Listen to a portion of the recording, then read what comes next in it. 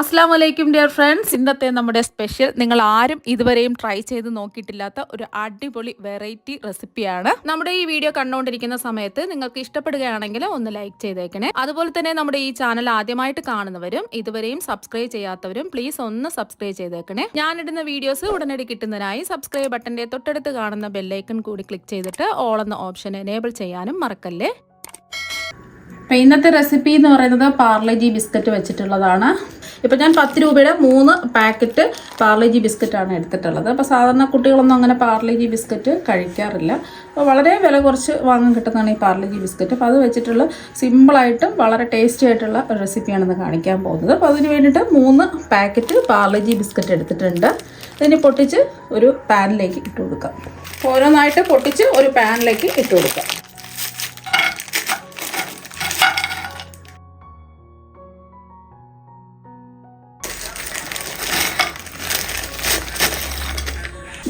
അപ്പോൾ ആ 3 packet Parle-G biscuit പൊട്ടിച്ചൊരു പാനിലേക്ക് ഇതാ ഇട്ട് കൊടുത്തിട്ടുണ്ട്. പാർലേജിക്ക് പകരം ക്രീമില്ലാത്ത ഏത് ബിസ്ക്കറ്റ് വേണമെങ്കിലും എടുക്കാവുന്നതാണ്. ഇപ്പം ഞാൻ എന്താ ഫ്ലെയിം ഓണാക്കി കൊടുത്തിട്ടുണ്ട്. ഈ ബിസ്ക്കറ്റ് പൊടിക്കേണ്ട ആവശ്യമൊന്നുമില്ല. ഇതിലേക്ക് നമ്മൾ പാലാണ് ഒഴിച്ചു കൊടുക്കുന്നത്. പാൽ ഒഴിച്ചു കൊടുക്കുന്ന സമയത്ത് നല്ല കട്ടിയുള്ള പാൽ വേണം എടുക്കാനായിട്ട്. ഞാനിപ്പോൾ 250 ml കപ്പിന് 1.5 കപ്പ് പാലാണ് ഒഴിച്ചു കൊടുക്കുന്നത്. ഫ്ലെയിം മീഡിയം ഫ്ലെയിം വെച്ച് കൊടുക്കുക. പാലെടുക്കുന്ന സമയത്ത് നല്ല കട്ടിയുള്ള പാൽ വേണം എടുക്കാനായിട്ട്. പെട്ടെന്ന് തന്നെ ഇത് സോഫ്റ്റായിട്ട് മാറും. പെട്ടെന്ന് തന്നെ ആ പാലെല്ലാം പിടിച്ചെടുത്ത് ബിസ്ക്കറ്റ് നല്ല സോഫ്റ്റായിട്ട് മാറും. ഫ്ലെയിം കൂട്ടിയിടരുത്. ഫ്ലെയിം കുറച്ചിട്ട് വേണം ഒന്ന് ഇളക്കി കൊടുക്കാൻ. ഫ്ലെയിം കുറച്ചിട്ടിട്ട് ഇതുപോലെ ഒന്ന് ഇളക്കി കൊടുത്തുകൊണ്ടേയിരിക്കുക. പെട്ടെന്ന് തന്നെ പാനിൽ നിന്ന് വിട്ട് കിട്ടും. മിക്സിയിലൊന്നും ഇട്ട് പൊടിക്കേണ്ട ആവശ്യമൊന്നുമില്ല. ഇതുപോലെ പാലൊഴിക്കുമ്പോൾ തന്നെ ബിസ്ക്കറ്റ് അങ്ങ് കുതിർന്ന് സോഫ്റ്റായി മാറും. ഇപ്പോൾ കണ്ടില്ലേ, പെട്ടെന്ന് തന്നെ ഇതാ ഡ്രൈ ആയി കിട്ടിയിട്ടുണ്ട്. ബിസ്ക്കറ്റെല്ലാം നല്ലോണം ഇതാ സോഫ്റ്റായി കിട്ടിയിട്ടുണ്ട്. ഇനി ഇതിലേക്ക് ഒരു 1/4 കപ്പ് ഗോതമ്പ് പൊടി ചേർത്ത് കൊടുക്കാം. ഫ്ലെയിം കുറച്ച് തന്നെ വെക്കാം. എന്നിട്ടെല്ലാം കൂടെ ഒന്ന് മിക്സ് ചെയ്യാം.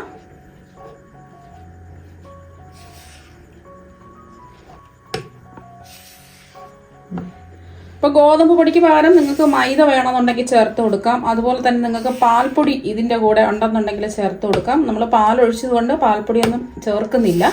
പാൽപ്പൊടി ഉണ്ടെന്നുണ്ടെങ്കിൽ 1-2 ടേബിൾ സ്പൂൺ ചേർത്ത് കൊടുക്കുക. പ്രത്യേക ഒരു ടേസ്റ്റ് കിട്ടും. അപ്പോൾ ഗോതമ്പ് പൊടിയും കൂടെ ചേർത്ത് കൊടുക്കുമ്പോൾ നല്ല പെർഫെക്റ്റ് ആയിട്ട് കിട്ടും. അപ്പോൾ അതിന് വേണ്ടിയിട്ടാണ് ഗോതമ്പ് പൊടി ചേർത്ത് കൊടുത്തത്. നന്നായിട്ട് പാനിൽ നിന്ന് വിട്ട് വരണം. അതുവരെയും ഇതുപോലെ ഒന്ന് ഇളക്കി കൊടുക്കാം. ഇതുപോലെ പ്രസ് ചെയ്ത് ഇളക്കി കൊടുക്കുക.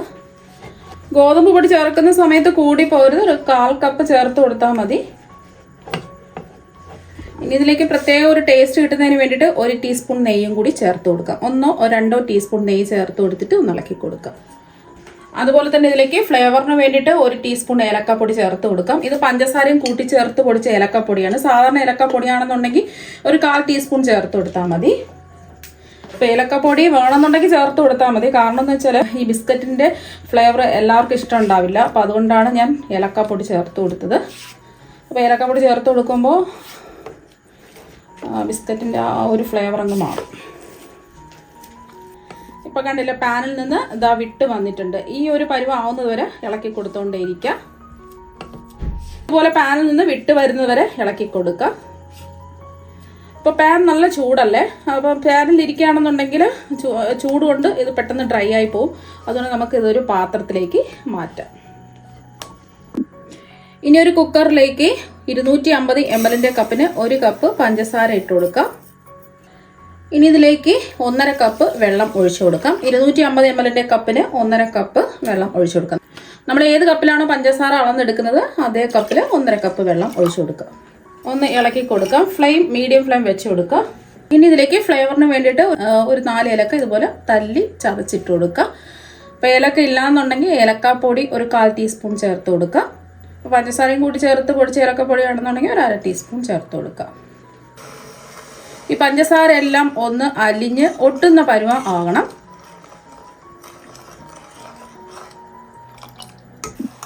പഞ്ചസാര എല്ലാം അലിഞ്ഞ് വന്നിട്ടുണ്ട്. ഒരു നൂൽ പാവൊന്നും ആയി പോകരുത്. നമ്മൾ തൊട്ട് നോക്കുന്ന സമയത്ത് ഒരു ഒട്ടുന്ന പരുവാണ് വേണ്ടത്.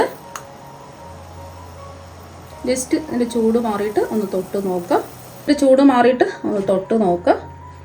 തൊട്ട് നോക്കുന്ന സമയത്ത് ഒരു ഒട്ടൽ പോലെ, ജസ്റ്റ് തൊട്ട് നോക്കുന്ന സമയത്ത് ചെറുതായിട്ടൊന്ന് ഒട്ടുന്നത് പോലെ തോന്നും. അപ്പോൾ നമുക്ക് ഫ്ലെയിം ഓഫ് ആക്കുക. പ്രത്യേകിച്ച് ശ്രദ്ധിക്കുക, ഒരു നൂൽപ്പാവൊന്നും ആയി പോകരുത്.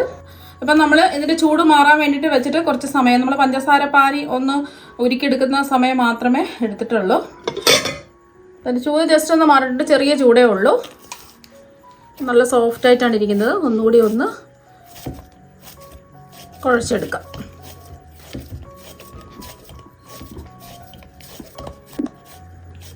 അപ്പോൾ ആ കുഴച്ച് ഉരുട്ടിയെടുത്തിട്ടുണ്ട്. ഇനി ഇതിൽ നിന്നും ചെറിയ ചെറിയ ഉരുളകളായിട്ട് ഉരുട്ടിയെടുക്കാം.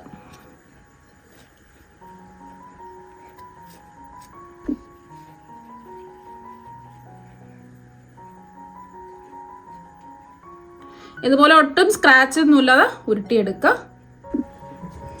ഇപ്പം അതെല്ലാം ചെറിയ ചെറിയ ഉരുളകളായിട്ട് ഉരുട്ടിയെടുത്തിട്ടുണ്ട്. ഒട്ടും സ്ക്രാച്ച് ഒന്നും ഇല്ലാതെ നല്ലതുപോലെ ഒന്ന് ഉരുട്ടിയെടുക്കുക.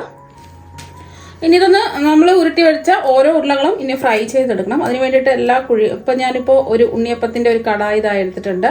ഇതിൻ്റെ എല്ലാ കുഴികളിലും കുറച്ച് നെയ്യ് ഒന്ന് ബ്രഷ് ചെയ്ത് കൊടുക്കുക. നെയ്ക്ക് പകരം നിങ്ങൾക്ക് കുറച്ച് എണ്ണ ഒഴിച്ചു കൊടുത്താലും മതി, കുറച്ച് ഒഴിച്ചു കൊടുത്താൽ മതി. ഓരോന്നായിട്ട് കുഴികളിൽ ഇട്ട് കൊടുക്കാം.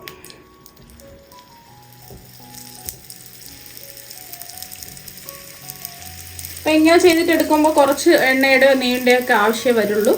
നെയ്യിൽ ഇത് ചെയ്തിട്ടെടുക്കുമ്പോൾ നല്ല ഒരു പ്രത്യേക ടേസ്റ്റ് ആയിരിക്കും.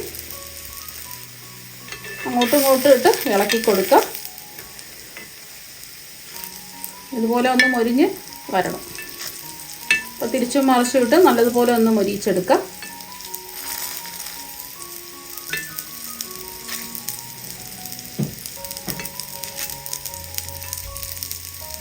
ഇപ്പോൾ രണ്ട് വശവും നല്ലോണം മൊരിഞ്ഞ് വന്നിട്ടുണ്ട്. ഇതെല്ലാം ഉണ്ണിയപ്പച്ചട്ടിയിൽ നിന്ന് എടുത്ത് മാറ്റാം. ബാക്കിയെല്ലാം ഇതുപോലെ തന്നെ നമുക്ക് റെഡിയാക്കി എടുക്കാം. ഇനി പഞ്ചസാര പാനിയുടെ ചൂട് മാറിയിട്ടുണ്ട്. അപ്പോൾ പഞ്ചസാര പാനി ഒന്ന് ചൂടാക്കി എടുക്കാം.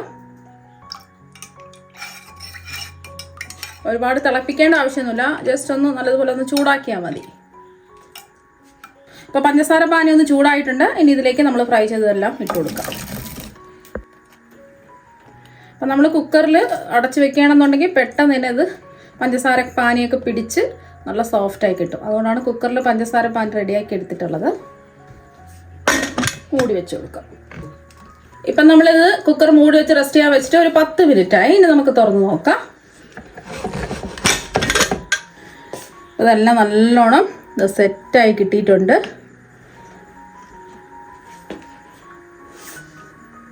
ഇപ്പോൾ കടല നല്ലോണം വീർത്ത് നല്ല അടിപൊളിയായിട്ട് ഇരിപ്പുണ്ട്. എല്ലാം പഞ്ചസാര പാനിയൊക്കെ പിടിച്ച് റെഡിയായി കിട്ടിയിട്ടുണ്ട്. നമ്മൾ കുക്കറിൽ വെച്ചിരിക്കുന്നത് കൊണ്ട് ഇത് ഒരു 10 മിനിറ്റ് ഒക്കെ ആകുമ്പോൾ തന്നെ ഇത് റെഡിയായി കിട്ടും. അപ്പം നമ്മൾ സാധാരണ കുക്കറില്ല, നമ്മൾ പാത്രത്തിലാണ് പഞ്ചസാര പാനി റെഡിയാക്കി ഇട്ടത് വെച്ചിരിക്കുകയാണെന്നുണ്ടെങ്കിൽ ഒരു അരമണിക്കൂറൊക്കെ വെക്കേണ്ടി വരും. ഇപ്പോൾ കടല നല്ല സോഫ്റ്റായിട്ട് വീർത്ത് റെഡിയായി കിട്ടിയിട്ടുണ്ടല്ലോ.